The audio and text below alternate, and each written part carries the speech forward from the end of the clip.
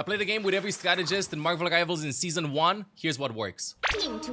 First support, Loki. So, what I think about Loki in Season 1 of Marvel Rivals. I think that the longer the game goes, the more Loki will be we will be seeing being played in this game. And I think that once we master this hero, we're gonna see him literally everywhere. I think he's still probably the most underrated strategist in the game at the moment.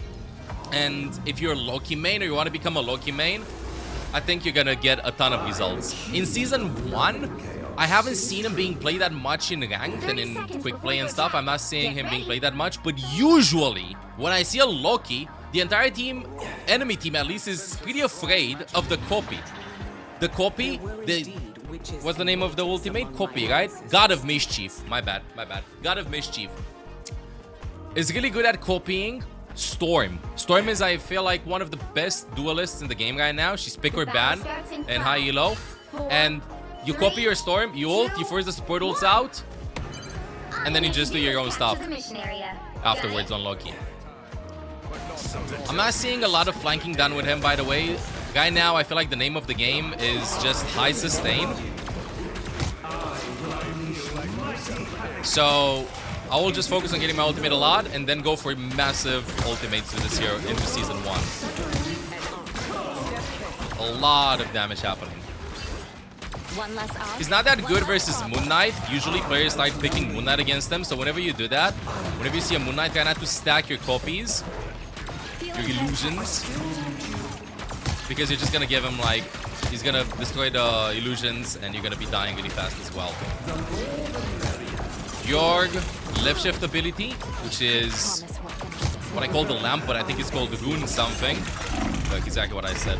I'm dead anyway. Dead. That ability is super good at like denying ultimates in case like you don't want to go with heroes that are like Luna or Mantis and don't have like big defensive ultimates to tank huge chunks of damage. The thing is that they can just destroy the runes, and players have figured out that you can do that. And there's one thing with him in Season 1. It's really hard to like sustain the duelists that go in the backline or like the tanks that are very mobile and they break your line of sight, because it's hard to land the heals if they're medium to long range. Okay, I'm gonna copy Psylocke, double dash, and I just want to get some resources out. Oh, I got 2 actually. That's awesome. I think we got a point because of that.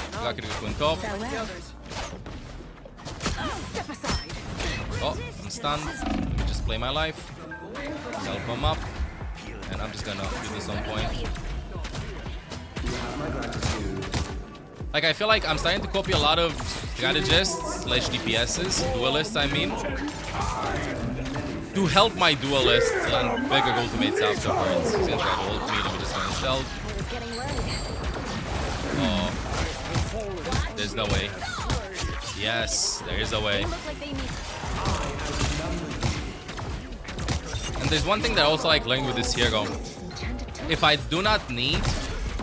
Oh my bad with the shift deck. I'm really afraid of Skull Girl here, but we're fine. If I do not need my illusions, like set up left and right to avoid damage, and I do not need my rune, which is my left shift, I like placing it, 2 of them, behind the enemies and using the rune. I'll show you in a second. I have my ultimate though. I'm gonna copy again Psylocke probably. Try to force something. Okay. I'm gonna save this. Let me just do 1 of these and then I'm gonna keep 1 of the illusions and I'm gonna keep 2 of them. I'll show you exactly what I mean. So I'm gonna start walking and I'm gonna do this and then I'm gonna use this and then spam to get my ultimate up. If I do not have... Look, we already forced that. If I do not need my left shift ability, that is. You can always still copy a support, you know. Like in this case, copy Invisible Woman. And still get value out of the illusions. But I think we're gonna start seeing like more aggressive Loki copies the longer the game goes. In this case though, we have Psylocke close to me. We use that ultimate, Psylocke still pushes. And now if you get like more kills, we're gonna be able to snowball the points. So let me just copy this. 1, 2. Bad ultimate, but I think we can get 1 actually. Raccoon is on the other side. Gonna get the guest out. I gotta get out. They have no defensive ult right now. I mean, we have Jeff and RACCOON, so no defensive ults anyway, but just to like showcase how much space you can make for your team with this. Like, you don't necessarily need to stay in the back and just kill bot your team, you know, with Loki. The Loki stuff there. Damn this. Not a good counter. Goon this. Not a good counter to Moon Knight ultimate though, as it focuses the Goon, so be mindful of that.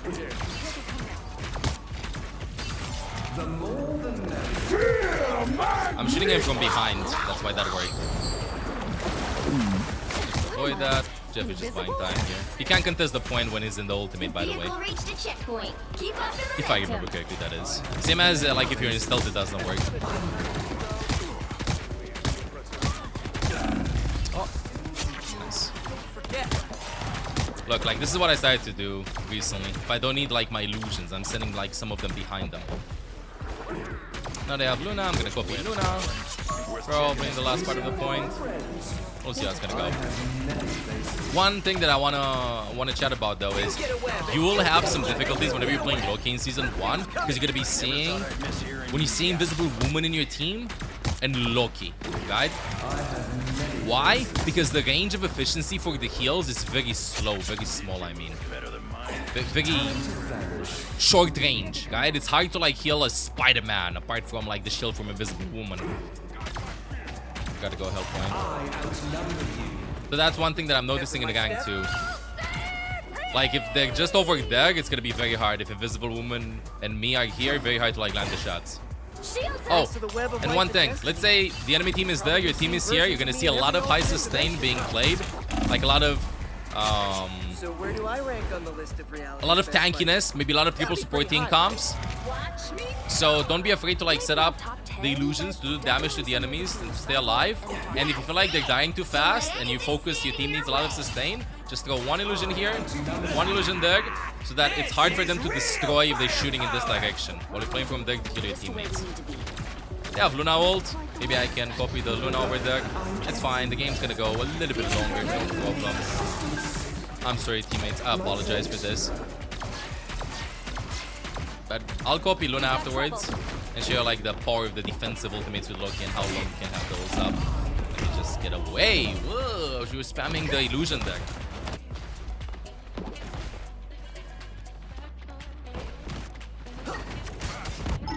Let me get there soon. What a difference. I can copy Psylocke to force an ultimate, but we don't have Psylocke ult anyway. Wow, that damage. Okay, I'm gonna copy Luna, and now let me show you. Put your E on somebody on the target that you want to like protect non-stop. In this case, I want to put it on Spidey. I'm not seeing Spidey, so I'm gonna put it on the other flanking DPS. And Psylocke in this case, Wolverine's gonna go behind us. I think somebody's behind us, and now pop him out a little bit later. And you see how the negation just increases.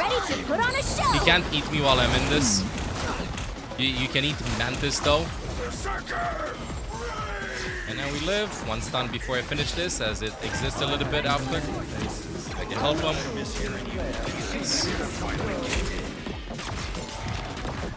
Roll girl. That's what I was chatting about, like with the spam. Let me try and set up the illusions a little bit better for us. Hello. Oh, and one thing, bro. Panther being picked against Loki for me is so annoying. I'm not joking. Like, Panther is so annoying when you're playing Loki because you're giving him like a ton of dash hits on the illusions. So be careful with that. Like, how do you counterplay that, you know? You set up the illusions in the back. Make sure that when he wants to go in, he goes in deep. He invests a lot of resources. So you have counterplay against like heroes that try to counter the Loki, like Black Panther, to be able that who's trying to like get a lot of dashing sets of your illusions. Mr. Fantastic that tries to like bounce on the illusions to keep on resetting the ultimate so that he can get all 6 bounces in. Squirrel Girl that spams and spams and spams when you're playing close together, like illusion left, illusion right, you're in the center to spam them there. Or like Moon Knight the same way. You can just split your illusions a little bit more, and you can like bait them to counter you, and your team's gonna go with a better team comp, you're gonna be winning games. But still, do I think that Loki works in season 1? The TLDR is yes. I think that Loki works in season 1, and I really recommend for all strategists to pick him up, but also try not to copy only the strategists like Luna or like Mantis or Invisible Woman. Try to copy also some DPSs and some tanks. Try to experiment a lot. You do not need necessarily to win the team fights. What you need to do is you need to open up opportunities for your team to finish them. Because right now, there's a lot of sustain in the game. Everybody's very tanky, I feel like. A lot of HP, a lot of triple supporting compositions, a lot of risk is happening. So if you just go in, fork some stuff, and then stay with your team, then you make your DPSs, your duelists, and your tanks, Vanguard's lives way easier in my opinion. So definitely give him a try, and he's still super hard to master. So don't be discouraged. Like last game, I think I made, I'm not even kidding, I think I made like 15 mistakes or so. Like this year is hard, but fun. Alright, second strategist that we're gonna be trying out in Season 1, Mantis. Initial impression based on my experience in ranked in the last couple of days since the season began, I think that Mantis is probably still the best strategist in the game. The nerf hit her quite a bit for her flanking capabilities because it's easier to catch her as she doesn't have the same speed when she's not taking damage. Like this got nerfed if I remember correctly. But blah. I'm okay now, I'm sorry. Brain Monday, you know, it is what it is. When we're recording this is Monday, so you gotta give me a break with this chat. It's the beginning of the week and we all know how Mondays go. So now that Brain woke up, I feel like her team fighting capabilities are still here. The flanking ones and you go for 1v1s and stuff are a little bit lower because again, like this is lower too, like the movement speed. But this does not mean that she's not strong in 6 versus 6. 3, 2, so, damage boost, obviously the DPSs or the tank that's gonna do like a ton of damage to them. Go the healing in as well, spam at headshot level, you know, kind of like Kiriko angle, headshot level. Save the sedate, the sleep, the lift shift ability for diving DPSs or like to counter ultimates and stuff. Ultimate and pushing with your team, just a strong hero overall. Yeah, Jeff. Let me throw some damage boost to Storm and to Moon Knight. I haven't played this hero that much, by the way. Recently, we have like a Mantis main in our team, and I'm usually like playing all the other strategists. But this doesn't mean that I still don't think that.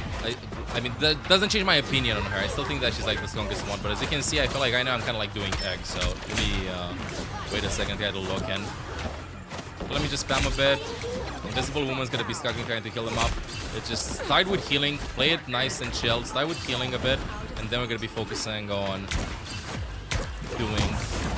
I don't think she's sleeping on the damage boost part too. Until we shake the Gastiness out. Oh wow, she already has the ultimate. Invisible Woman alive. I'm gonna put my ultimate too. This guy just snowballed this. I'm good out. He's gonna ult soon, so I'm gonna try to sleep him. Yes. Still, this ultimate is such a good teamfight winning ultimate. Ideally, I would like to like throw the damage boost to Moon Knight when he's gonna throw the Ankh. I gotta follow that. I gotta throw the damage boost in on Black Panther when I feel like he's gonna dash in. Maybe with Storm when she's gonna use the Empower ability, or how you call it, like the E, like good spam angles. Like look over there, for example. But I feel like Mantis is one of those heroes that's very tempo heavy. I'm gonna damage boost him because then I'm gonna die. He's gonna chase me, I think.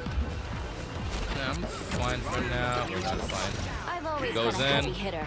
One more damage boost. No, heal. He wants to get out. Storm damage boost though. It's a very tempo heavy hero, right? Very tempo heavy hero. He's gonna get dash reset after dash reset after dash reset.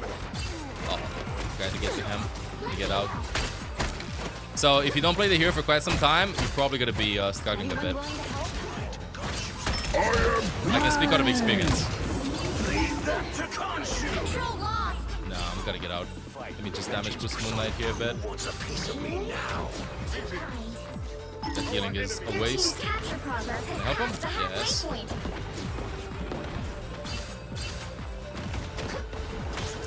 One thing that I feel like I gotta do more this year is like look for more damage boost. More shots, I mean, not more damage boost. I'm gonna ult this still. 5v6. Can get at him. Look at me pushing with this. Can get good.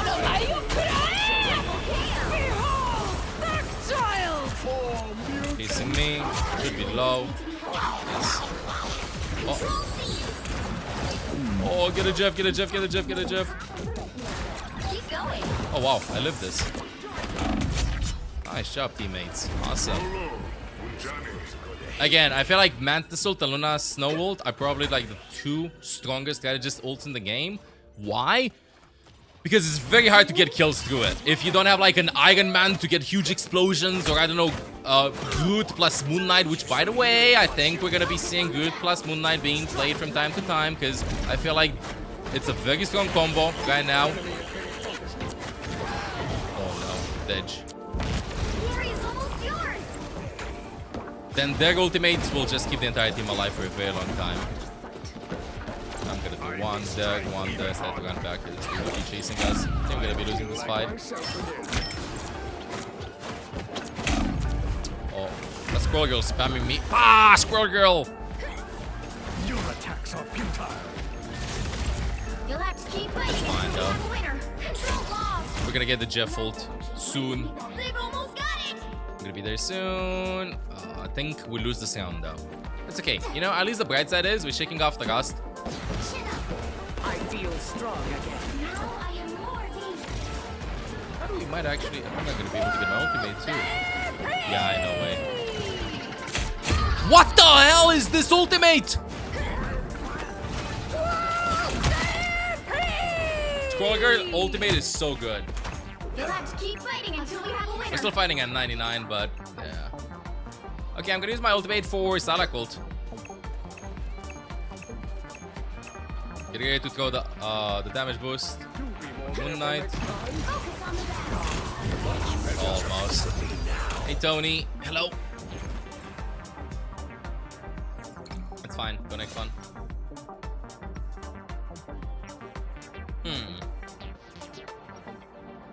Jeff's gonna help me a little bit more, like with healing in this case. I gotta like split from my team a bit more, look for more damage, and also damage boost the DPSs in better points. You know, like this is one thing that I'm noticing with Mantis. I know that this is about like how she works in season 1 and stuff, but I'm also like unwashing myself with her because I've played her a lot in the beta, but ever since then, I've been trying out of here's out. The TLDR is, if I feel like my DPS are gonna go in or they have like big abilities coming up like Moon Knight's Ankh, I'm gonna try to just damage boost when that's gonna happen. But it's hard to like manage the healing, the damage boost, the landing headshots, the sleep, the repositioning, the ultimate with this hero. At least like first round. We'll see. I think it's gonna go better second round. All you need to do is capture the mission area. Got it? Not to mention that triple support guy now, triple strategist is very, very common in high elo, and I think that it's really good. Adam plus Mantis is a great combo. Feel better, fight better. More eager idiots.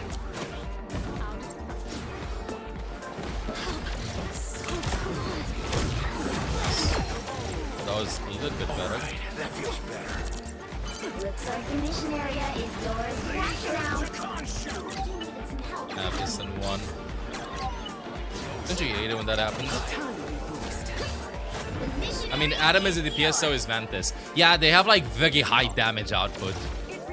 Very high damage output. Here, let me save my orbs. I'm just gonna use ult for Salak's ult. I think that if I ult when Good ults us, we're probably gonna be dying quite a bit. It's been a while since I was on stream. So good to be back to platinum. There's my Moon Knight. Get this area now. I got baited. They're not even here. The enemy awaits. Powering up. What's a piece of me now? He's dead. Not dead. He's so good getting out. Wow. Salak is waiting somewhere. Yeah, his left side. What if I land that one? Oh, that was so close. Just found a bit more. I can get eaten up by that. Bye, Jeff. We better test this out. Oh, Squirrel Girl. No, I don't want to stay here. I don't want to stay here. Keep going. Mr. Prank. Now I am more dangerous. Imagine if I land that. Hurricane! I really want to hold this, but I'm gonna pop it here. I don't want to lose the fight. Salak is dead.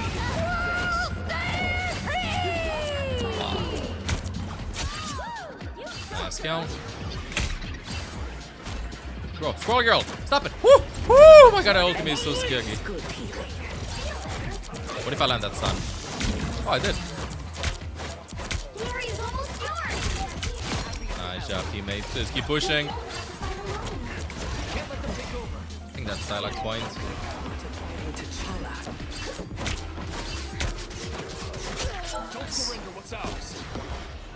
Okay, muscle memory starting to kick back in. Get a little bit of extra healing here again, Doug. Nice.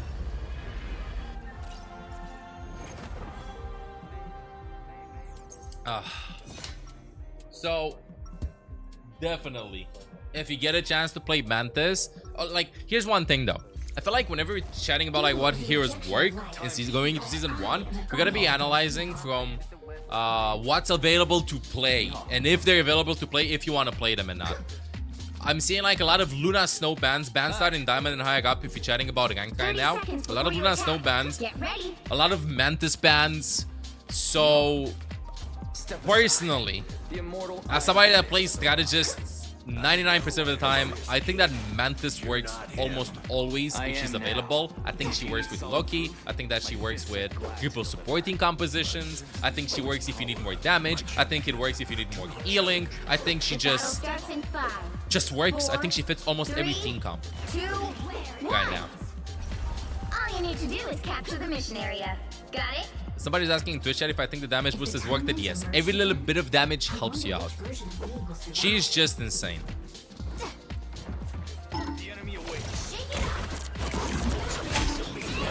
That is pretty for me. I got Psylocke gold. Oh, never mind. Not to mention that the damage boost. Sleep. Very low HP. The damage boost on like already very high poke DPSs. Sheesh. Oh wow, excited to land hits. Okay, big problem. They have Psylocke works on the edge. Never mind, I have the movement boost. Who put the map here? Who put the map there?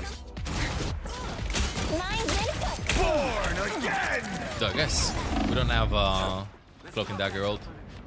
Fine though. I'll be there soon. If that was the old patch, Jeff would have had me. That is 100% true. If I get my ultimate hand, I think I'm still gonna pop it. Oh. What the? Goddamn Penny, stop it.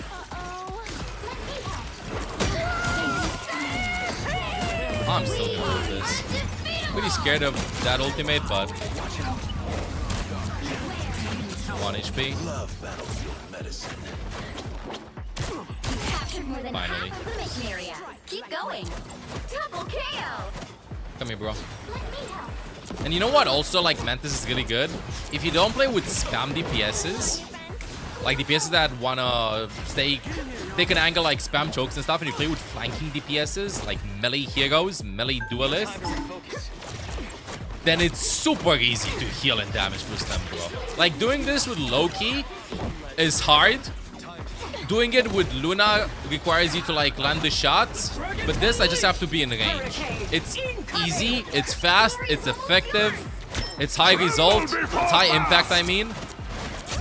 Just very good here. Very good here. Definitely play a lot. And Mantis is, I think, probably my most recommended hero to play as a strategist if you want to climb in ratings. At least until, I don't know, let's just say Diamond, when bans are gonna start kicking in and you might have to expand your hero pool. So yeah, does Mantis work in season 1? Hell yeah. Hell yeah. I think up next it's RACCOON. Yes, RACCOON. Does RACCOON work? Okay, so we've seen like the win rates of RACCOON in season 0, and there was like a lot of chat that RACCOON, you're not winning a lot of games with him, but I think that he's still a pretty decent pick. Might need some buffs in the future, and let's try him out in season 1. Let's see how he's gonna be feeling like.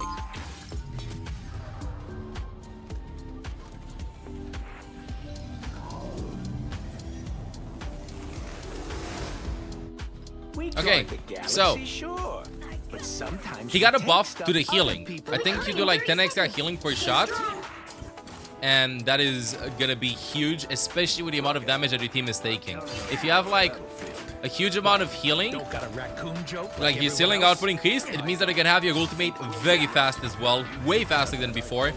And the thing is, RACCOON's ultimate was already one of the fastest ones, I feel like, in the game to farm, at least to farm. I don't know the cost of it. But everybody stacked up, damage from everywhere, all good. He struggles, obviously, like with the heroes that just bounce everywhere, like with melee heroes and stuff. But if your team is stacked up, you're gonna get your ultimate really fast. Not to mention that I think we're gonna be seeing him a lot more when we're gonna be seeing like more Venom being played. Venom got some pretty nice buffs. We might be seeing a comeback of dive comps in season 1, even if not initially, a little bit later, or a little bit later in the season. Let me just, bro, stop it, leave me alone. A little bit later in the season, peak Rocket gameplay. You might not like it, but this is how peak Rocket gameplay looks like. I was in trouble. And RACCOON plus Punisher and or Bucky is just insane. Pick up your toys. It's just insane. You're welcome. Let me get out. Bye. His mobility is very nice. That's me. Look, I already have my ultimate. I just shifted into it. I was upsetty spaghetti. Okay, imagine a spaghetti that is upsetty that he got my ultimate. He used the ultimate before me. So my brain went like, you know what? I'm gonna go in and do this and still win the fight. You hear me? That's what's gonna happen.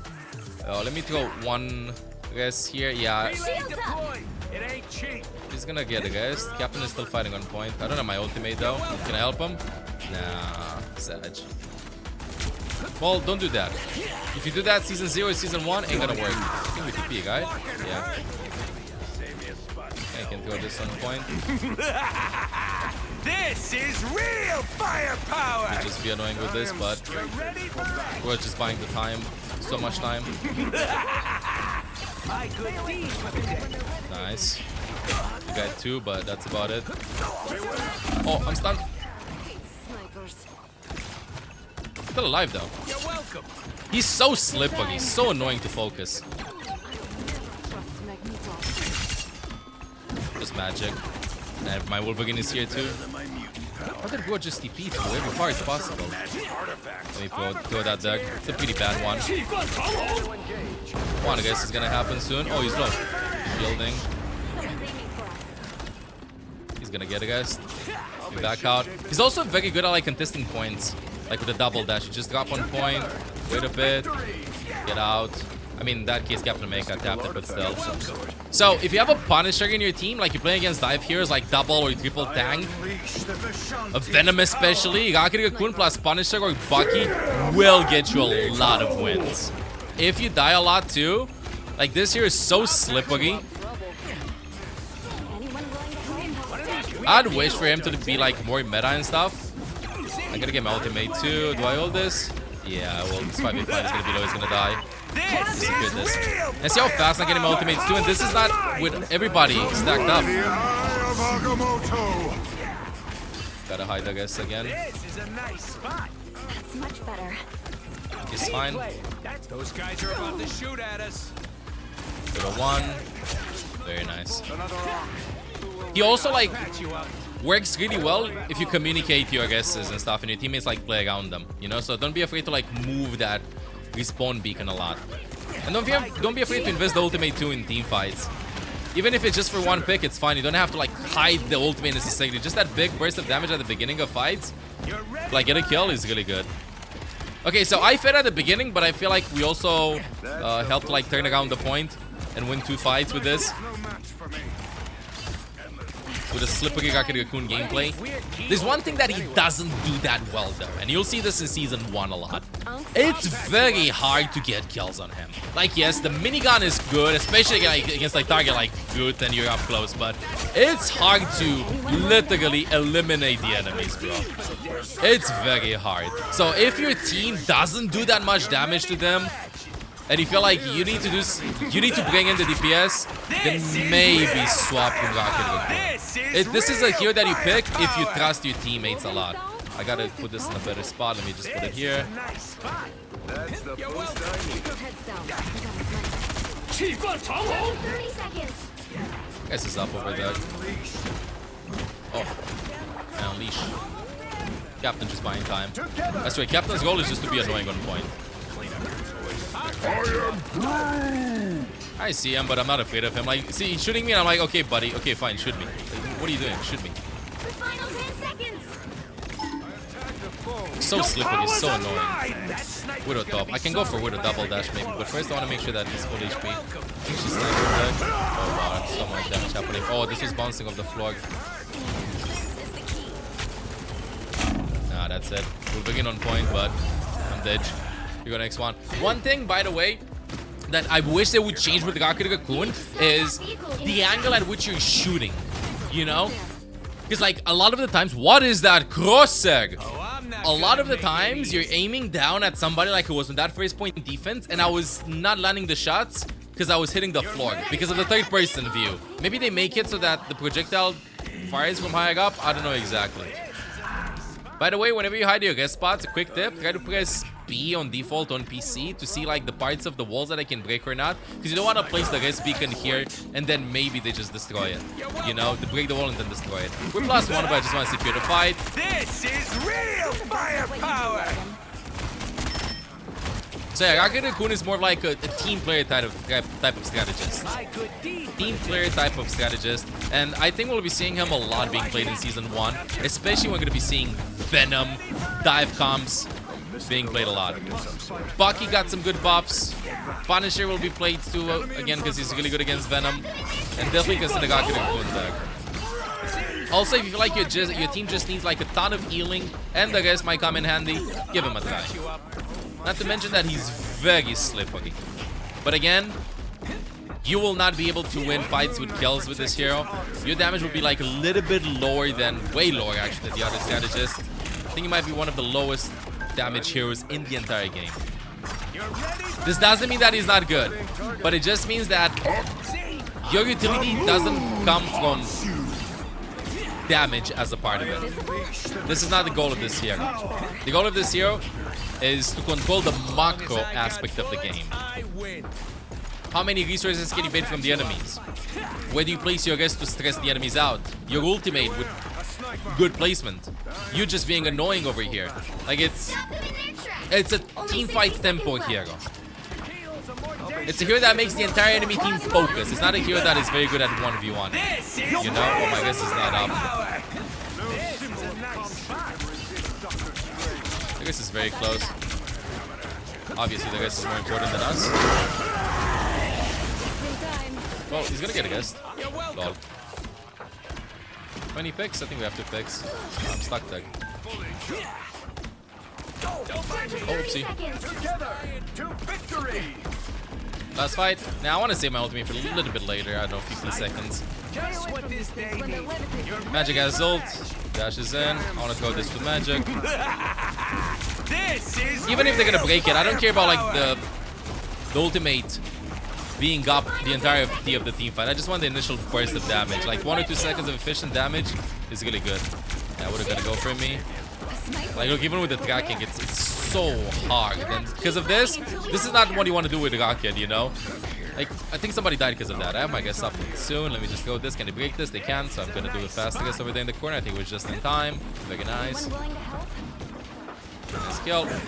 Actually, did not get a kill there. Can't catch me. Bro. Oh wow, actually he can catch me. My bad, my bad, my bad. Better stop that vehicle. Wow, 4 in a row. Oh, it's overtime. Stop them. I think I'm gonna put this left side somewhere so that we can regroup with that. Oh, never mind, boys in deep. They annoy me here. Okay, I'm gonna set up a very risky guess here. There's one interesting part with the guess mechanic with RACCOON. Yeah, I like a lot. It just makes the enemy team go like, oh wow, we gotta focus them down, bro. We gotta focus RACCOON down. We're just lurking on there. You seeing him there? He's just undug. Look at him. Just look at him. Hey, leave me alone. Yo, bro. Bro. Bro. Bro. Your powers are mine! So yeah, that's what happens. There's one thing with him. Like, taking the 1v1 and fighting, you're really gonna tickle him. Oh, I'm gonna get some revenge. I think we can look for good touch. I want to save double There's dashes. still a chance to stop them. Are we close-ish? Walkdall, okay, we're close-ish. Go behind the double dash. This is a nice spot. That's it, I'm out. Because we're touching now. Yes. This is real firepower. Let me just break that at least. Bro, let me live. Okay, he's out. Oh, maybe I can get a kill? Or am I kidding? You're welcome. That's what I was talking about, like the double dash touch over there. You go TP in chat. We have the guys up too. I'm just chilling. I am just... You might not enjoy this, but this is actually optimal RACCOON gameplay. Okay, we're kind of like full HP, so let me just do some damage there. Very nice. You see how fast I fire my ultimate too? Just so good. This is real firepower. Finally. Yeah, so RACCOON. Wait, it's not over actually.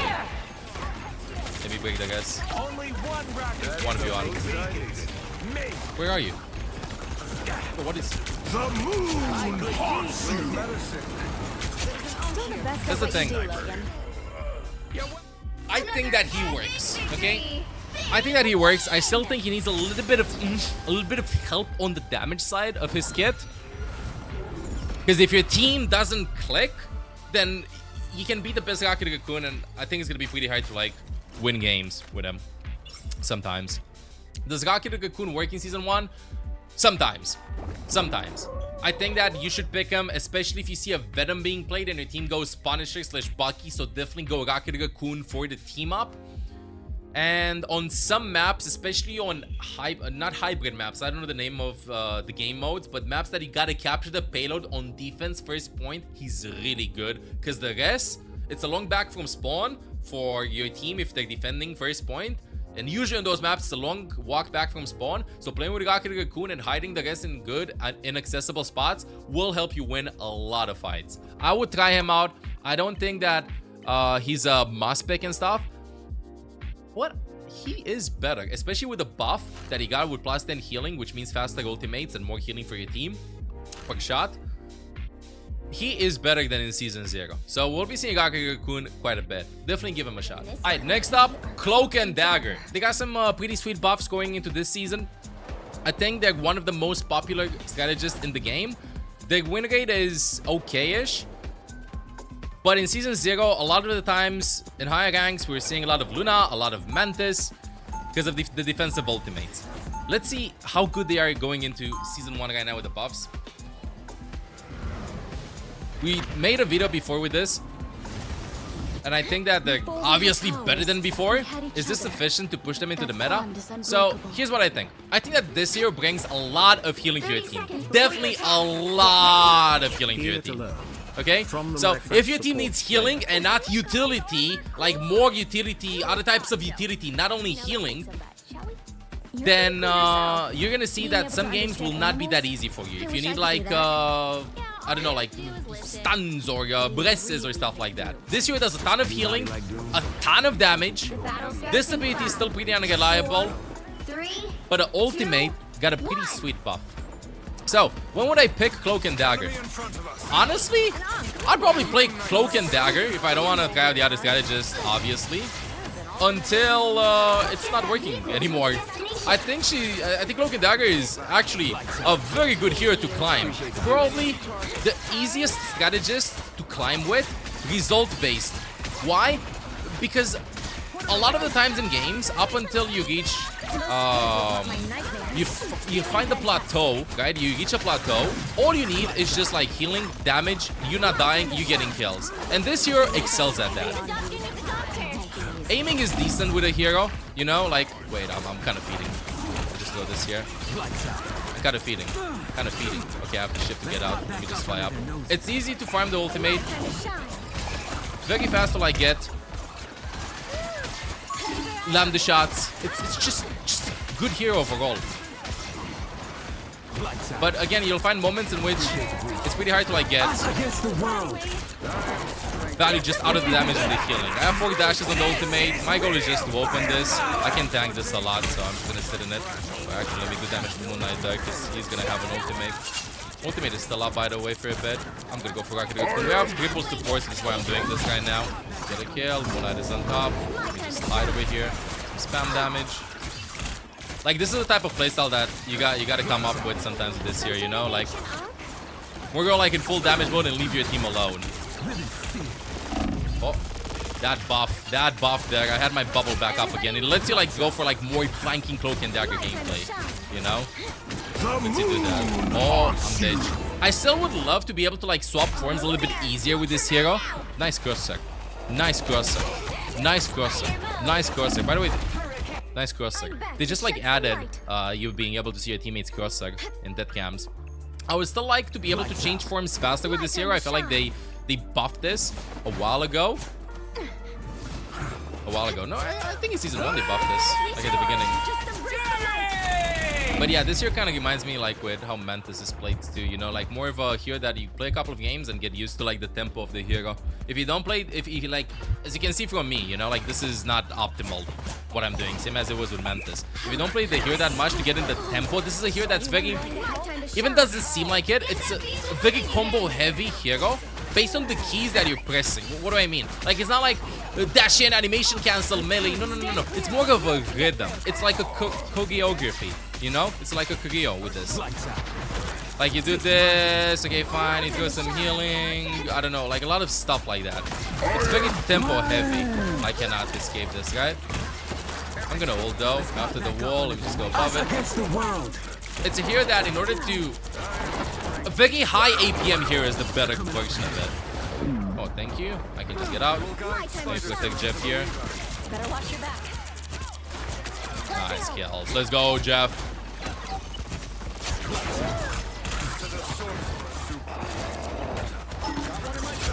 My time to shine. Because if you have higher APM, you have more damage, you have more healing, you have faster ultimates.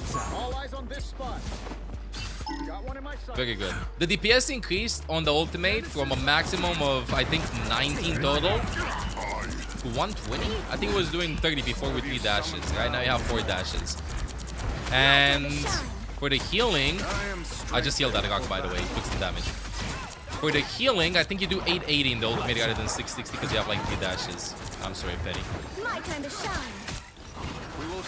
We have, yeah, we still have triple support. This is why I'm doing this.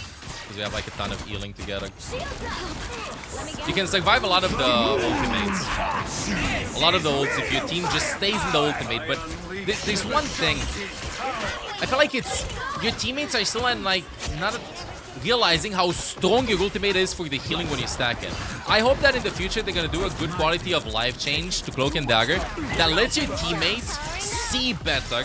Not necessarily the enemies, but your teammates. They see better your ultimate. A lot of the times, all Cloak and Dagger players, not all Cloak and Dagger players, but a lot of the times I hear my Cloak and Daggers in ranked go like, you know what? Stay in the ult, stay in the ult, stay in the ult. Meanwhile, if you're playing Luna or Mantis, it's pretty self-explanatory to stay in the ultimate. You know what I mean? I think the ultimate is super strong. It's a good defensive ultimate.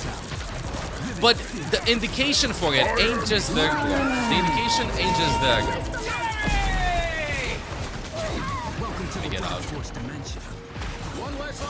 They need an additional effect to the ultimate because the ultimate is way stronger than I feel like it's perceived. It can tank Punisher ult, it can tank so many ultimates if you stack it, that is. But teammates have to walk and you stacking it.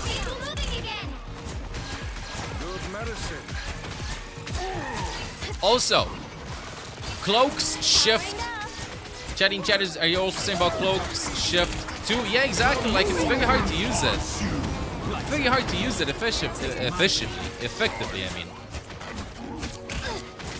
Hero is fun. Definitely give them a try. You'll win a lot of games if you're good at this hero.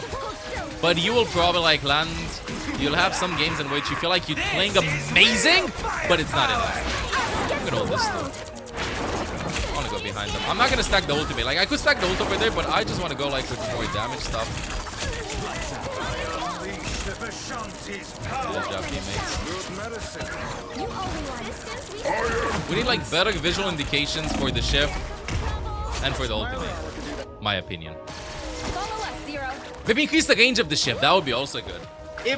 I think that the key to this hero being must pick in the future, like very meta. Wait, by the way, they changed this. You can press G default key on PC to change spawns after you cap a point. Is this ability?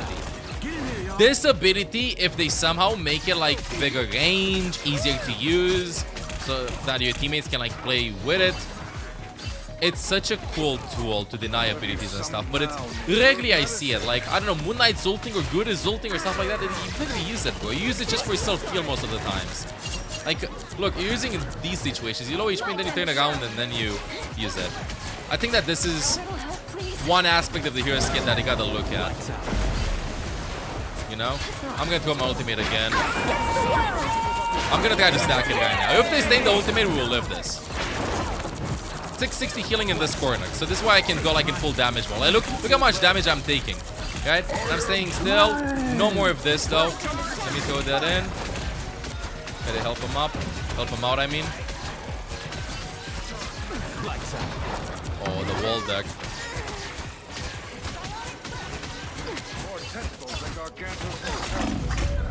Dodge. I'm dead. Should have just gotten out. But yeah, if you would have like an indication, maybe it's, I don't know, the numbers of the floor could show how much you can heal, or maybe a different color for the ultimate for your teammates. That would be sick. That would be sick. The moon haunts you. Let me just try and bounce that around the walls. I think I'm just gonna be spamming till I get an ultimate. Oh, that's a good pull. One more wall, the big one. Good healing. Got my ultimate soon. Oh, let me throw that in. Nice. Huge ultimate. I am strengthened. I really want to hold this. Oh, I shifted! Look, the cooldown went in! The cooldown went in! I swear! The cooldown went in! Did the animation start for him? And then I was invisible! Oh, not to mention that happens. Yeah, it's pretty inconsistent. This is real firepower. I'm making this going on the corner. I know he's behind this, but I want to maybe get a chance to get another ultimate. Let me help Jeff out.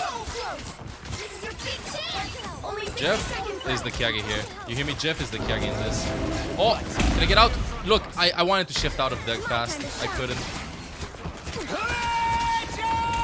I can shift now. Oops. Put the map there.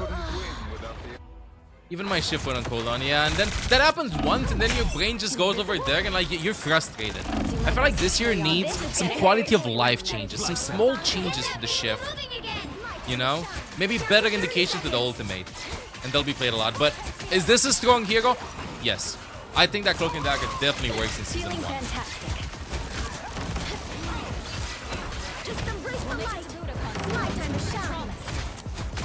Let me just try to focus up first fight. Oh wow, that damage. I think she has ultimate. I'm dead. Moon Knight with the spam.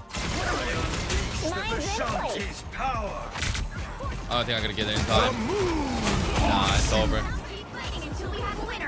It's over.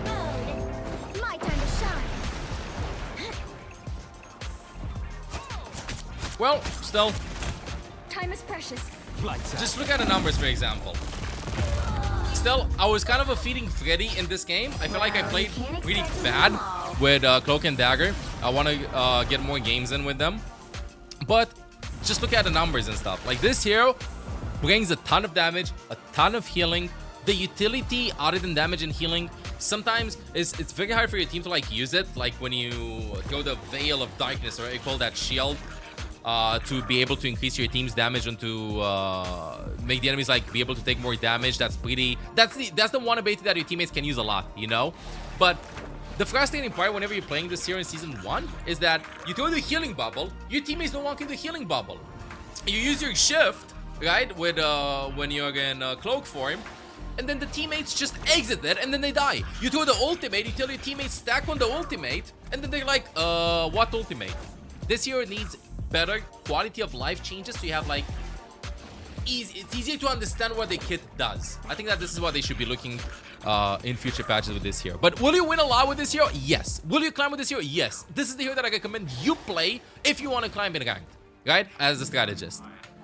And then when you hit a plateau, right, you can't climb anymore, maybe try other heroes out that can bring a little bit to team fights. The moon Moving on. shine in darkness. Luna Snow in season 1. Okay, so Luna Snow got an ultimate nerf. Yeah, it was an ultimate nerf. I would say a tech ultimate nerf. You can't spam, you can't do the scroll wheel technique with her anymore to get both the healing and the damage boost roughly at the same time with the hero. Does this mean that she's unplayable? She's not one of the strongest supports in season 1? Stuff like that? No. She is permanently picked or banned in every rank game that I have. I think that this hero is still going to be one of the strongest ones in the game as a strategist to play. It's just too good. Long range damage, medium range damage, AoE damage, a stun. The ultimate is insane. This hero is just very, very good. Before we dive into the game and play a game with Luna Snow, this is my first game with Luna Snow in season 1, by the way, I think. I did not get a chance to play her in a rank. She's permanently banned, bro. Pick or ban. All you need to do is capture the mission She's area. very annoying to deal against if you're duelist or vanguard. So let's see. Luna Snow I still think is like probably my most played here in this game up until now. But what I wanted to say is that I think that this hero in the future will receive an ultimate duration nerf. I think that an ultimate should be lowered from 12 seconds to 8 seconds. Or 9 seconds. Stuff like that. And then I think it's fine. I think she'll be fine. The ultimate lasts for a little bit too long. That's the thing with this hero. Not the ult farming. I think the hero rewards good aim. It rewards good positioning. Stuns are also good to carry. You can cancel a fair amount of ultimates. But the ultimate duration, and again, I'm a strategist main. I mostly play Luna. The ultimate lasts a couple of seconds too much. Just make it 8 seconds. Or 9 seconds, 10 seconds. Reduce the... I think it lasts for like 12 seconds right now. You know, just lower it down. Hero design is really good though. I like the fact that if your tanks take a lot of damage, you can just swap this to the tank. If you play with dive DPSs and they need some healing, just do this to the DPSs. You can make a lot of plays with a stun like that one. You can farm your ultimate a lot. You're good against dive comps. You're good against poke comps. You're good against spam comps. Usually are poke comps, that is. Ultimate charge cost is good, I feel like. Hero is just very solid. Very solid. The design is good. Just the ultimate duration is a little bit too much. Okay. I'm gonna get my ultimate. I'm gonna use it for... I'm not gonna use it now, actually. I think I'm not even gonna pop the ultimate in this. Be your best self. Very good here. We are If you're a strategist main, I really recommend you start playing some Luna Snow and add her to your hero pool. The damage of the hero is not that insane as compared to Mantis or Adam, but you can get some pretty high numbers. The healing is like what this hero excels at. And the ultimate is super good. Is she better than in season 0? No, I think she's roughly the same. And I think that if she's available, not pick/ban, I don't think you're gonna go triple support comp. I think you're just gonna look in Luna Snow. That's it.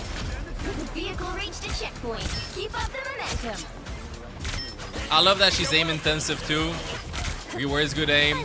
Rewards good understanding of these abilities. Let me just pop this. Look, you can't spam. Look, I'm doing this. They changed this. You can only have one of them available. I don't have to be center stage. So the ultimate got a little bit harder to use. You gotta decide if you damage boost or if you heal. decision-making wise, but I mean, I don't know, like 10 games, 10 ultimates like this, and you'll understand which one to keep. Healing or damage boosting and stuff. Explain how to focus your gear with Luna. If I play with flanking DPSs, I usually keep it on the one that's gonna break my line of sight most probable. Like in this case, I have Bucky, Psylocke, and Spider-Man. Spider-Man will break my line of sight, so in case he takes damage, I'm gonna heal him up. But if we play with double tank and the enemy team would go like with heavy tank busters like Punisher or Wolverine, then I keep it on the tank that I feel like they're gonna be focusing more to benefit, so that the tank can benefit from the increased healing that I'm applying to them with this. Squad's gonna do one more jump. Stun him now. Let's guide back. Spidey's still there in the back. If I heal Strange, he's gonna get healed up. We are undefeated. No, I kind of miss playing Luna. I hope I'm gonna get like some games with her. I think he missed. Oh, land that, missed that. Spidey dead, right? Yeah, Spidey dead, so just keep that on me. What the hell? Sometimes like the mouse just resets in the center in this game. Happens a lot on like the Midtown map that they added. I'm dead. Not dead, I have a guess. Oh no, Bucky got a guess first. We both died at the same. He died like a second earlier. That's fine though. And yeah, like, you'll see that sometimes when you play this hero, it might not seem that strong, but this is one of those heroes in which you're not gonna go like, I'm gonna get a kills on the enemies, I'm gonna be annoying, This is one of those heroes that by you healing, damaging, stunning, stuff like that, even though you feel like your impact is not that big, you can hear the enemies in the background going like, ban Luna Snow, should have banned Luna Snow. Luna Snow has ultimate. Like, this is one of those heroes that, even though you not necessarily feel the impact in your team that much, sometimes you might have these cases, the enemies do feel it, especially the melee DPSs. They go like, oh, Luna, or dive tanks, oh, Luna. So yeah, I still think she's one of the strongest strategists, and I do expect an ultimate nerf in the future for this hero. Oh, I'm exiled. Fine, I'll land that, but I gotta get out. Get my passive up.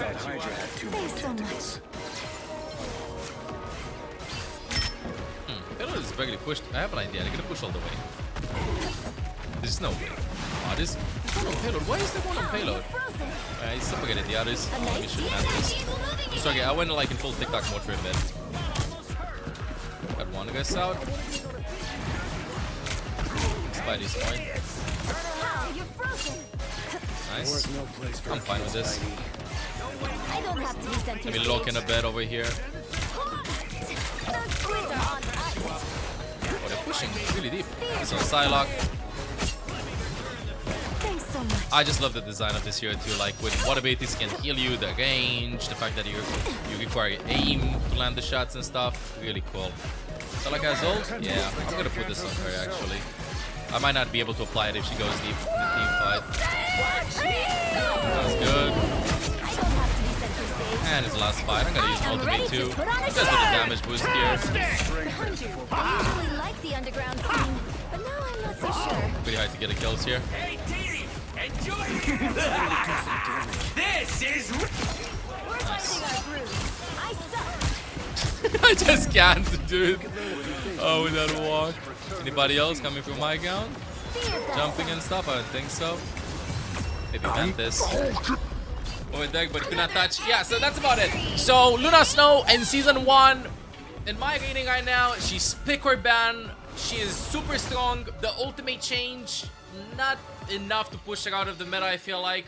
If you play strategist, definitely give her a go and have her as a pick. Even if you don't play her that much in your games, it's good to know this hero just in case she is open and your teammates don't want to play her. You'll see results even if your team doesn't necessarily feel it, or like better said, doesn't necessarily appreciate the amount of work that you're putting in. Trust me, the enemies will be tilted because your ultimate counters a lot, the stun counters a lot, you do a lot of damage, you do a lot of healing, and she's also really fun to play as well. Now, my opinion, I think that in the future, Luna Snow will probably get a nerf on her ultimate. Probably, I think it's like right now 12 seconds. I can see it getting nerfed to 10 seconds or 9 seconds or 8 seconds, and then I think she's gonna be good. So yeah, Luna Snow works in Season 1, definitely.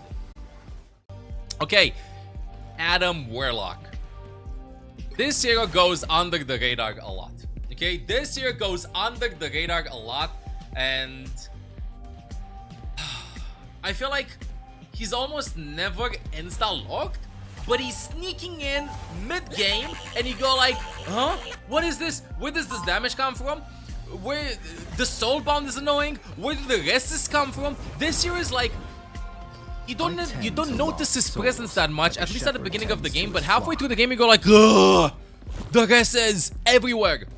So, Coming in 30 seconds. from what I've seen, Adam in Season 0 and in Season 1 is very strong because obviously the rest is, but primarily in my opinion, the team up. The team up with Mantis and Star-Lord is what made him being played a ton in Season 0 and what will keep on, what will make him be played in Season 1 as well. If you throw in hero bans, right, like you ban some Luna, you ban some Mantis and stuff, then you ban Luna, for example, you ban Invisible Woman, then I think that Adam can sneak in the games quite a lot. Oh wow, what is happening? The TP strategy. Can sneak in games quite a lot, being pegged up with Mantis. Mantis plus Adam, very good, even if you don't have a Star-Lord. Your team doesn't have a lot of healing though in that team comp, so they gotta be careful. And you as Adam player gotta be more mindful with how you distribute your E usage. Because if you play like a triple support team compositions with Adam, Mantis, and Luna or another hero, yeah, we just go this in, then you'll see that you can do like more damage and healing. You know, you can focus like on more damage and your E. Okay. I'm sorry, what is? Oh my god, what did I witness? Oh, strange, enemy strange playing for us. So yeah, you can throw your E's a little bit more like randomly, you know, but if you're playing like in a team comp with Mantis, you gotta be more mindful with your E usage. The shift ability, which is the soulbound, started to get tracked quite a lot. Started to get tracked quite a lot by players. I'm hearing it a lot. Oh, I'm sorry, bro. I'm sorry, bro. I'm sorry. Too juicy of a headshot over there. So also, gotta be more patient. Adam is all about patience in Season 1. And overall, as a hero, all about patience. You play for the guesses. You play for the guesses. You try to survive as much as you can. You don't necessarily bring in... You should focus a lot on damage, but I think playing your life with Adam is the way to go. He's dead. I'm gonna throw in the guys here. Born again. But I can say for sure, if you have Star-Lord and Mantis in your team, play Adam. Literally play Adam. And one thing with him though, do not get discouraged if your aim is not that juicy. Yes, he's one of the highest damage strategists in the game if you look at the numbers. But I think that if you understand the macro aspect of the game, like not be very good with 1v1s, aim and stuff like that, you know, but focus a lot on controlling the flow of the fight. When you rest, when you use your soulbound, how you distribute your healing, how you go with spamming angles before and stuff like that, I think that you will win a lot of games with Adam. Obviously, if you have good aim with him, you will do a bit more, you know, but this doesn't mean that you should not give him a go. Should not give him a go. Zolting, Visible Woman doesn't have ult. I'm waiting for it to dive in. I'm waiting for us to reload. Now, perfect shift usage. The shift usage is kind of like a mini ability, kind of like an ultimate, as it distributes the damage across everybody. I'm not gonna get my guess on this point. Let me get out of here. Oh, I can get good. Just with that bug. Oh, the walls are just too strong. I don't want to play inside against a scroll girl. That's why I'm rotating. Oh, I think I'm ultimated. Oh, what? Where is she? Oh, the voice is... The good wall is helping me. Fine. I'm trying to crouch. I'm trying to get there. Go. Fine. I can, guys. I'm gonna try to go this in instantly, but I'm gonna be pushing this. I think we should touch. I think we have somebody to touch.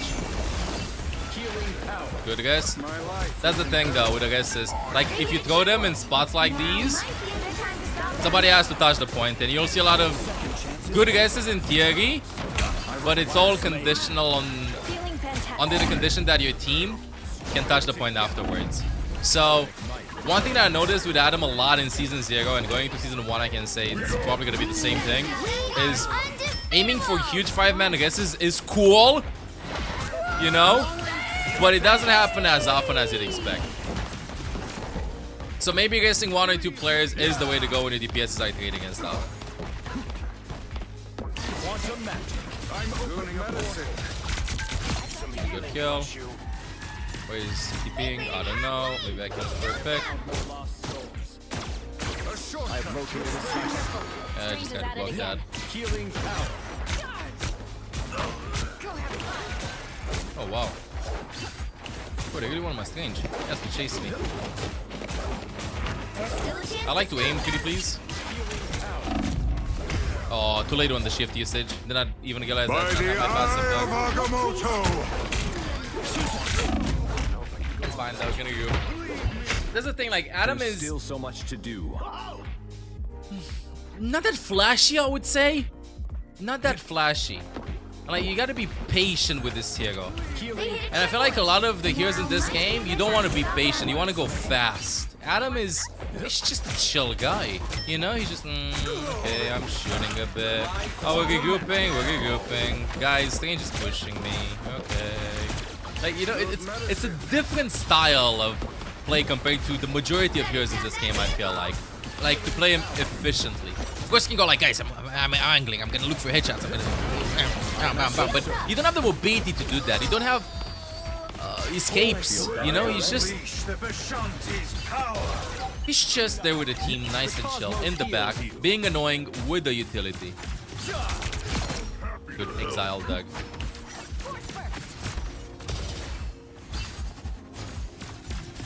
Let's see if I can find somebody here. I think I can. For a minute. Look, right now, like, I want to poke, but if I play this close and somebody dies, it's gonna be hard to sneak a guess in. So I'm actually gonna back out. I'm gonna distribute the damage here because I think that Skullgirl's ultimate is very goddamn strong. He's dead. Guess close. Just one, I guess. Nice. Oh, I'm dead. I'm gonna guess myself though.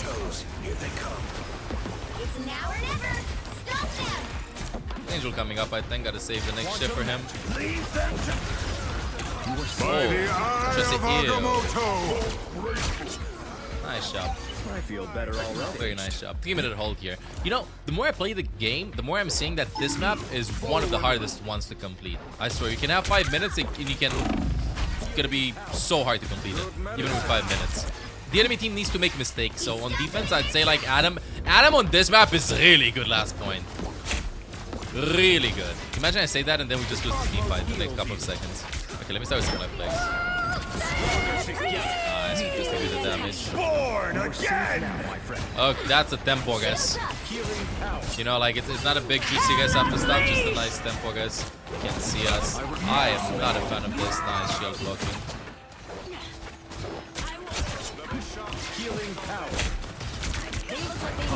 Do I get Adam? Good job.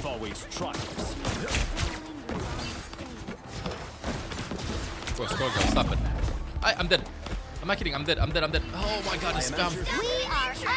I think I want to play left side platform a little bit more. Bro, he's dead. Oh, no way.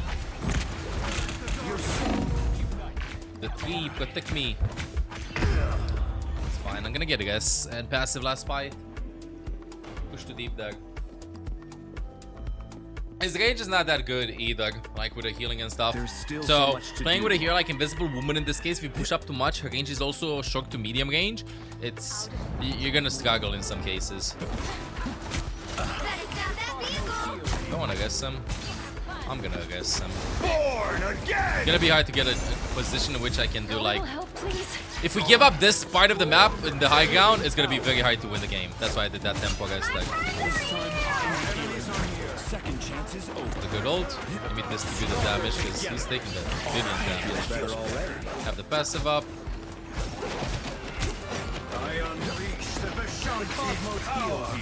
Oh, it's big. It's not big. By the eye of Agamotto. So low. Oh my gosh, in case I die, let me just walk point. If I pop it, I'm gonna pop it instantly.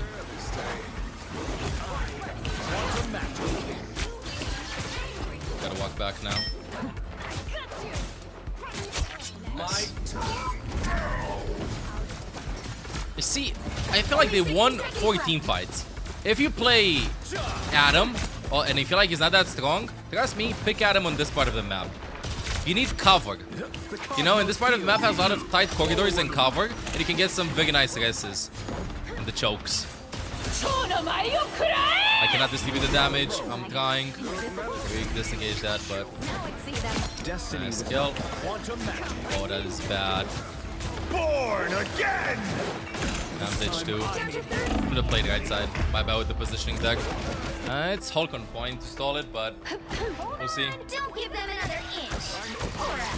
Opening a portal. It's over. It's over. GG. Should have just walked right side. I'm sorry over there, teammates. It's still a Monday. Brain is still not fully awake. We should have just played high ground over there and poked them up before the fight. But still, does Adam work? I think so, yeah. If you have Mantis in your team and you don't want to play Luna, I'd go with Adam. If you have triple support in your team, go Adam. If you have Starlight in your team, really consider going Adam. If the map is tight corridors like this one, especially on last points, try Adam out. If you need more damage, this here is one of the highest damage strategists in the game. The numbers are insane. Like this game, I feel like I played pretty right? Still did pretty decent, a pretty decent chunk of damage. Same as damage levels as Mantis, I'd say. So yeah, try them out, but not always, you know, not always. Situational, definitely playable in more scenarios than RACCOON is though. Moving on, 2 more strategists to go. Jeff. I don't understand. Jeff has one of the lowest win rates from strategists while being one of the most popular strategists in the game.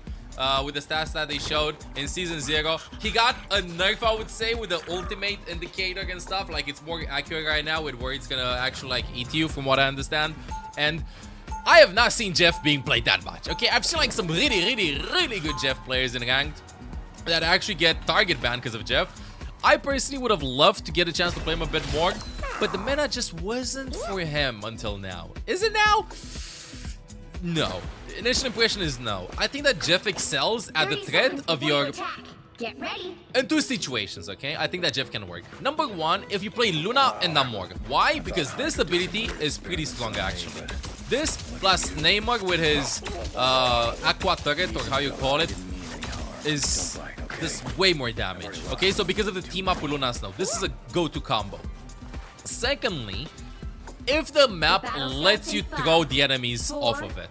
If you play on maps where there is no kill potential with your ultimate with your environmental kills, I suggest not picking Jeff. So these are the 2 cases.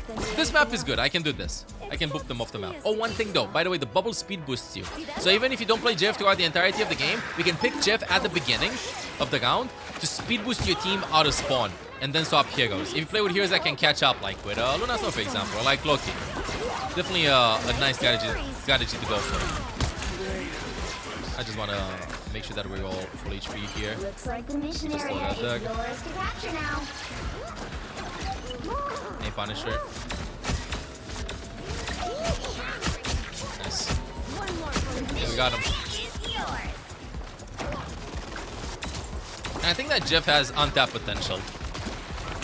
I feel like Jeff's numbers this year should excel, should bring in ridiculous amounts of healing compared to Cloak and Dagger, Invisible Woman, Luna and stuff, if you want this year to be picked. Speed boost with the bubbles, tons of healing, and the threat of environmental kills. The damage is pretty decent. Way more than decent. Oh, one thing, I'm not doing it, by the way. I don't have that much experience on this hero, although I think Jeff is my favorite hero in this game. This hero, I'm seeing a lot of Jeff mains flank with him. Like, I'm not kidding. The AoE splash damage of this hero is actually pretty good. And the enemies won't expect it. Not to mention that he's slippery.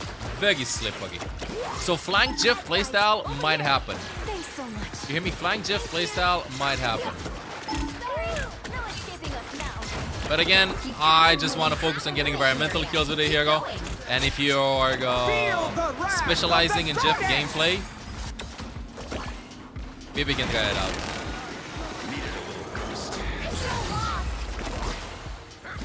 Let's see what I'm gonna go for. I'm gonna go Magneto, I think, or Mantis. Oh, I got 3. Now I have a choice. Do I jump out I kind of want to jump out. Oh, you know what? Let me just spit him out of this. I wanted to be dramatic for a second, you know, but fine. They can't escape that. If they have like heroes that can escape, I would not go for that. Here, let me show you the poke potential though. Thanks. So this is what I'm seeing in the gang from the Jeff main. They just do this, and they're annoying. And then, oh no, I'm out of here. Oh no. So anyway, I'm running away. So let me keep on spamming you, and then keep on spamming you, and then I'm out of here. And then I'm gonna stay here. The map. Okay, almost died. So anyway, I can't see them in Invisible Woman ultimate, but I think I'm landing shots. Yo, let me just hold to 99. I can't, actually. I forgot I can't do that. It is stalled. I'm out of here.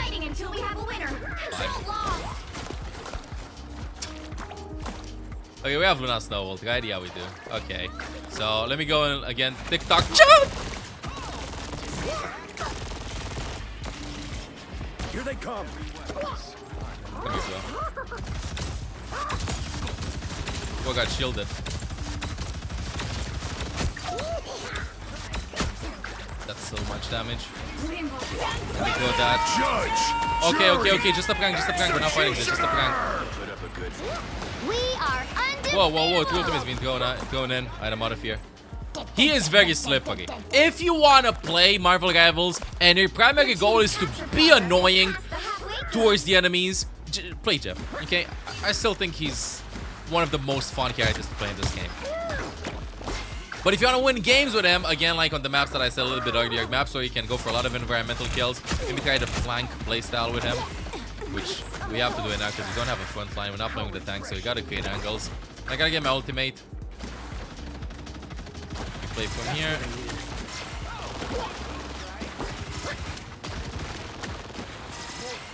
I think I gotta go behind them. We have Luna ult, right? Yeah, we do. We have 5 ults. 6 ults. 5 ults, actually. Magic doesn't have ultimate. Before we go in, I want to do this. This is real firepower! Boogie, you're over here. The others? Bye. Whoa. Oh, wow, she lived, actually. I thought I had enough range over there. Maybe I should have traded.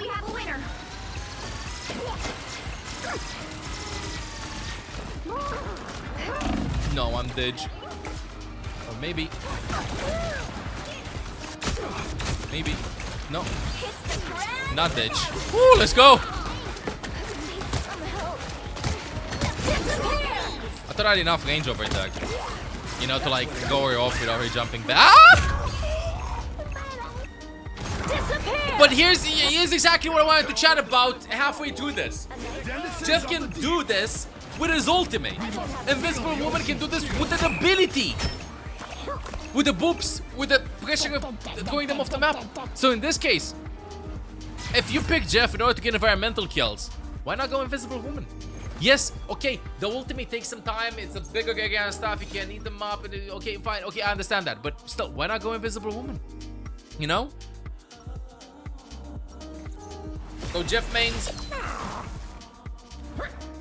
Hits you on the second round over here. Again, this hero excels at being slippery, at being annoying. Damage is pretty high, so I would recommend, if you want to win a lot of games with Jeff, from what I'm seeing from the Jeff mains in my team when it's happening, they don't play like this. They play like this to their team, and then they go on the side, and then they're annoying with the damage. And then you chase them, and then they go back to their team, and you never catch them. Like, they're just annoying. They kind of play their own game, because I feel like we can get in a game in which this is going to be like Jeff gameplay, you know? But the really good Jeffs don't do this from what I've seen. The really good Jeffs just off-angle. Speed boost again at the beginning. Bubble speed boost you in. Very easy trick. Gonna help out your team a lot. Oh, the map defeated me. I want to go right side. I have encountered a real So yeah, if your intention was like to pick the hero for... Oh wow, Mantis damage. For kills off the map and stuff, I think Invisible Woman might be better in this case, because you don't need the ultimate to get a kills. You just need an ability. Oh, I got a point. We are undefeatable! I have my ultimate soon.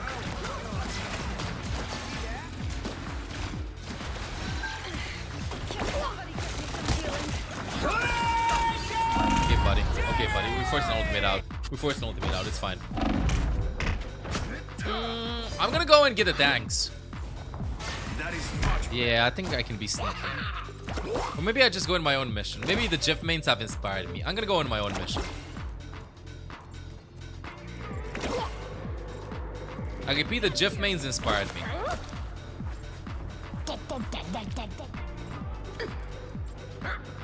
Let's see where they are. I have my ultimate. Let's see.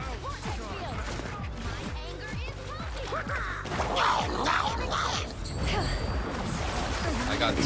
I think it's gonna be enough. I'm gonna dive off the map with them. Let's go! Smiley face. That's what I'm saying. Like the heroes, this hero is meant to be annoying. That's what I needed. 2 guesses coming though, because of the triple support with Adam, with Mantis, you know, with a guess from Starlord 2 because of the pass of the team up. We chatted about Adam like in the last game, but I mean we did win the fight. Like that is more value than if I would walk with my team, you know. Needed that boost. Okay, the tracking. The tracking. I have to predict where he's gonna go. Bro! Did he just swap to me? I think he did. Everybody's got action to Jeff.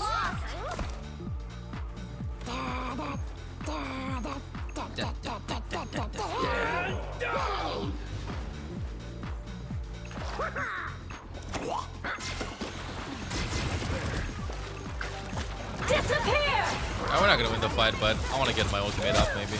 I'm not using my X key that much. My special ability for the team up, the one that I was yapping a little bit earlier.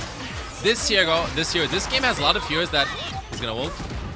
This game has a lot of heroes with a ton of abilities, and if you don't play them for a couple of games or days or weeks, then you will not play them at a maximum performance. It's not like this hero has a gun and he shoots and stuff, you know, and whatever. It's very complicated, especially with the team ups.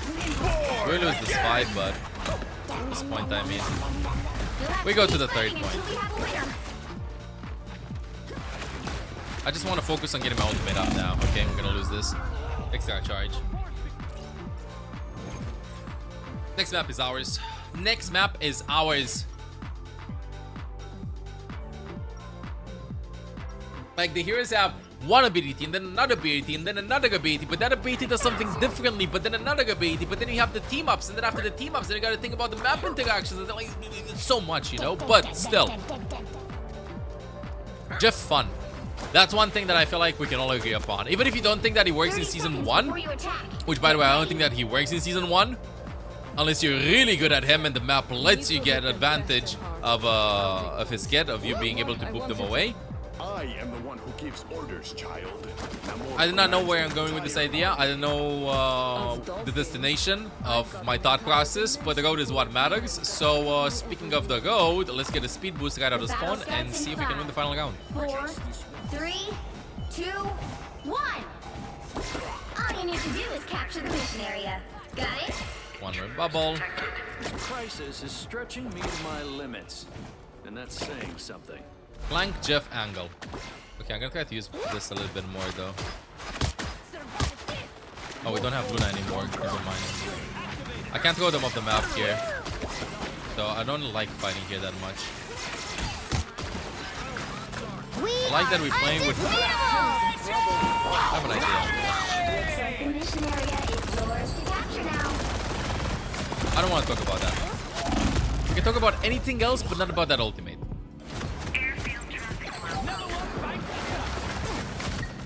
Here's the thing with Jeff, okay? Hear me out.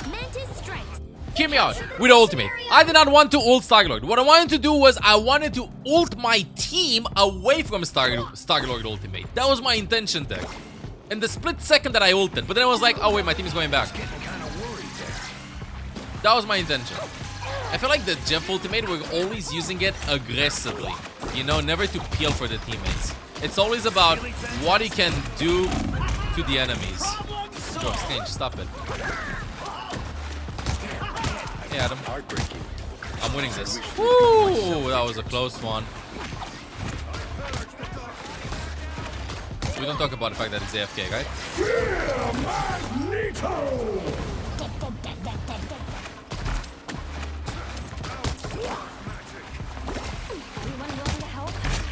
Nice.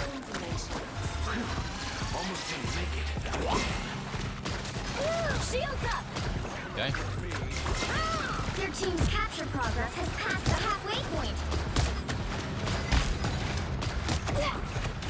Bro, so much damage. The map is moving though. Let me get out of here. We are undefeatable! It's also one thing with this hero. If you play with a lot of DPSs, with a lot of duelists, I think that he excels with tanks. By the eye of Just excels with Agamotto. tanks, not with squishies. Like, stack the huge amount of healing that he do. I just want to maybe go and get 1 or 2. I don't think I can go to the map, right? Or maybe I can. This is called the frustration ultimate. Double kill! It's not about winning the game, it's about sending a message. Okay? It's all about sending a message. You made me angry. But if you ate them, Starlord would just go for you, right? Yeah, but then I'd spit my enemies at a Starlord, and then Starlord would be like, huh? And then he'd be shocked, and then his monitor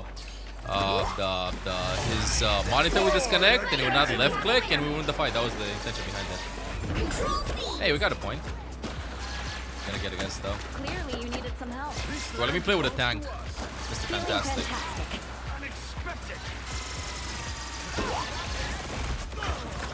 Okay. Okay, I'm out of here. Bye, teammates.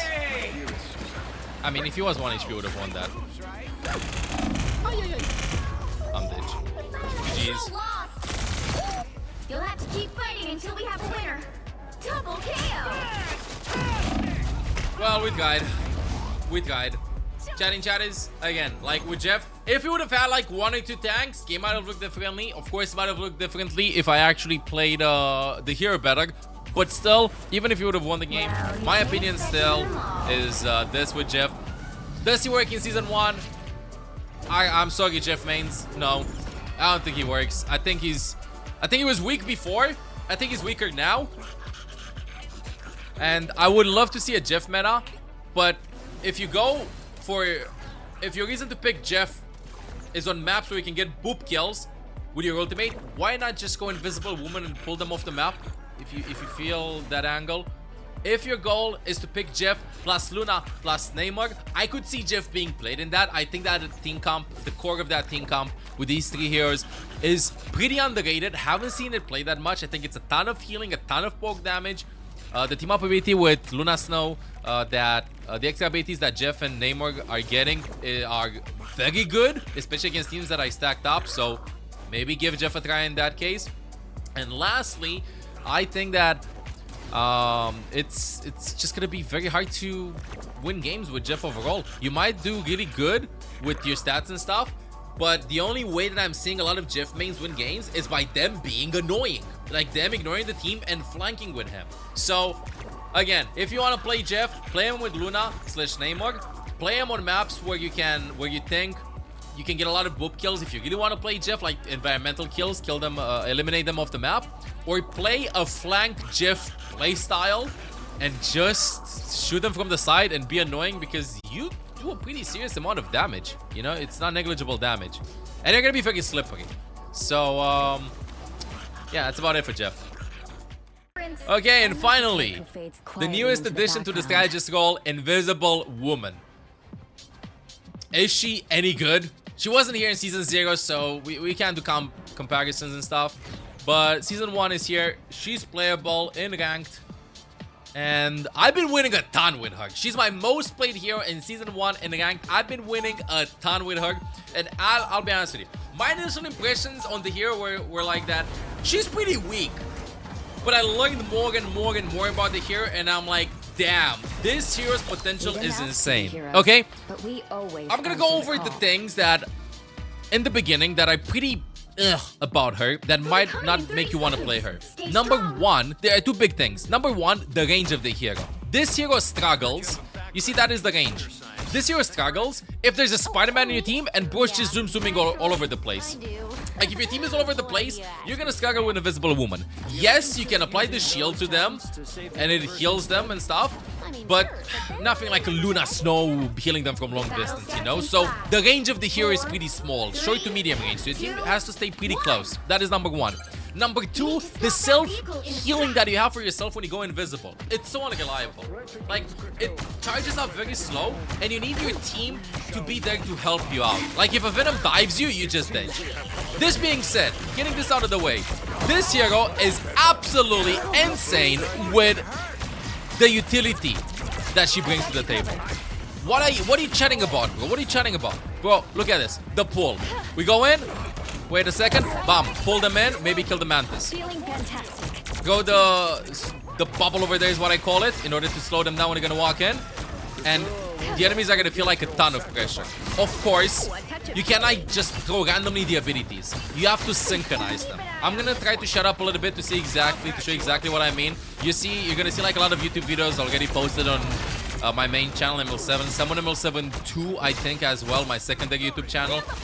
With how strong the hero is, that was no range for me over there. It was my bad, I misclicked that. But a hero with the boops and with the slow is so good. Like, you force so many cooldowns. Not Star-Lord that much in this case. I think I'm gonna counter Star-Lord ultimate with my ultimate. I'm gonna ult this too, actually. Never mind. Gotta help him out. Maybe pull him in. Iron Man ult's gonna goal us. Maximum 1 HP. Oh, tried to shield, that didn't work. 1 second to this. Oh, I didn't go invisible and use the shield. Pull him away. Almost. Hey, Hulk. Oh no, he got me. It's fine, I'll go next one. We'll go next fight. Okay, so the more I'm playing this hero, the more I realize that it can counter a pretty big amount of ultimates. Primarily what I'm using it for is in this team comp against Star-Lord ultimate, by the way. Because we become untargetable, you know? Just gonna be like inside that. I don't have like good combinations for my team to like follow up on my utility if I pull somebody in. Because like I'm thinking about if your team plays with heroes that require like a lot of look. This is what I'm chatting about self-healing. Like, I'm just dead. You know what I mean? I'm just dead. Because you're waiting and RACCOON tried to help me and stuff. But it's just very hard. Very hard for this to kick in. If you'd be able to shield yourself, you would feel way better. Anyway, so if your team plays with heroes that have abilities that want to like line them up for more impact, like I don't know, Venom diving, or Spider-Man going in, or Magic going in, or I don't know, big AoE ultimates, then this hero will get you a lot of wins, because you're there to help them land those abilities a little bit better, to pull them in together, to follow up on the dives and stuff like that. By the way, they have Iron Man. I'm gonna try to shield his ultimate if I can on a squishy, and I'm gonna try to boop him when he's gonna ult. That is so much damage. I'm sorry, I can't. I gotta slow them down. We're just trying to buy time there, but not gonna work. Let me boop him away. Try to buy some time here. That's much better. And shield RACCOON maybe. If I ult, Iron Man's gonna ult too, which I want to show you this, and I'm gonna boop him away. Where is he? Where is he? Where's the Iron Man ult? Doesn't want to ult. Iron Man is stopped. Okay, I see him now. Doesn't want to ult now either. Let me boop him away. Oh, no range for that. Oh, let me get out. So much damage from him. I'm trying, bro. I swear I'm trying. Good, guys. Just playing the choke here. Oh, I pulled them down over there. If you land this, you pull them out. You pull them down. You pull Invisible Woman in.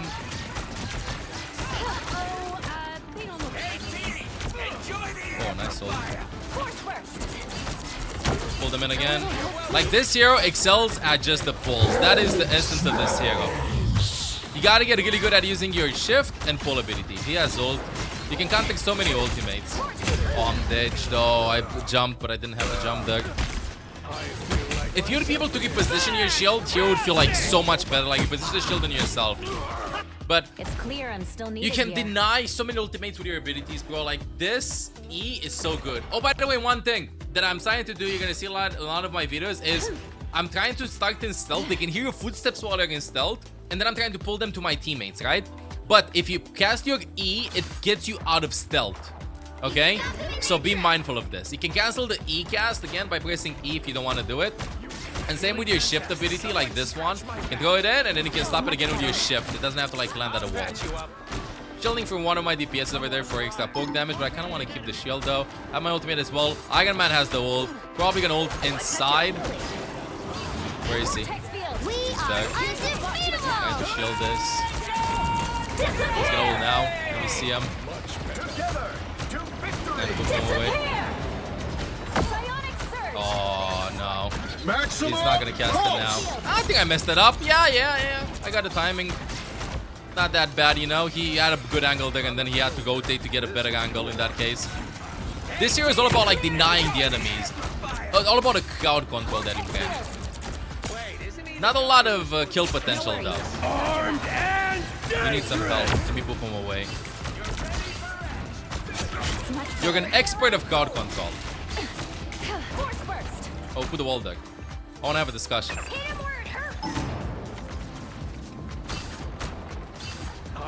One thing I gotta get used to though with this here is definitely the range. The range is very annoying. One pull there, just be annoying with this.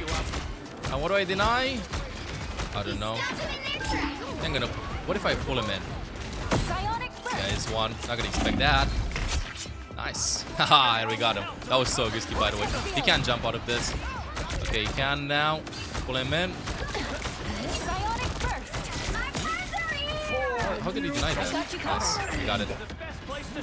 So again, don't focus necessarily on doing that much damage slash healing with the hero. Of course, by the way, the way that I'm playing this hero is I just want to showcase the abilities. You don't always gotta do this. You know, I just want to showcase that it's all about the pull and all about the slow from the orb. Ideally, you want to play like this, right? To benefit from the fact that these are piercing. So you do stuff to the enemies and to your allies, similar to how Luna Snow's I don't know the name of the ability. Ice Arts, I think, works. Similar thing. Where's Iron Man? I haven't seen the ultimate for quite some time. He's gonna jump. Gonna slow him down too. Maximum. Oh, I should have booped him before he casted it. Maybe it's a wall. I didn't pay attention. Maximum. See, I turned around too late. It's clear. That's fine though. It's 20 seconds. Saving my ultimate for Star-Lord's ult because I did not hear it that much. And I think that this hero is difficulty level as hard as Loki is. Okay, so I would really suggest do not give up on Invisible Woman. This hero is super good. Super good. But incredibly hard. Very hard to get value out of. I'm gonna pull him down. Pull them down. There you go. Like, what is that, bro? Now ult. No! Exactly what I said. Oh, wow. Yes. Anyway, this is cool. Use the shield, by the way. Blocks a lot of damage. Don't forget that the shield heals you too, right? I actually have posted a ton of stuff with Invisible Woman's kit and what you can do with it. But this shield over here, like, you can use it like this to deny a lot of ultimates. You know, use it like an umbrella. Insane hero. She is very good. Does she work in Season 1 is the big question. She's my highest win rate hero, my most played hero in Season 1. She's very hard to play. I think she works. I think she's good. Is she better than, I don't know, Mantis and Luna and stuff like that? Up for debate. But your DPSs, your duelists, and tanks too will love when you pull them off high ground, when you pull the enemies off high ground, when you shield them. Like, for example, your Star-Lord is ulting, just spam the shield on Star-Lord non-stop so that he has the shield and he can also like play around it to get some heals. Like, this hero's potential is absolutely insane. I would definitely recommend trying her out, but don't be discouraged because the hero difficulty-wise is the same as Loki. I think they both 4 out of 5 stars in difficulty.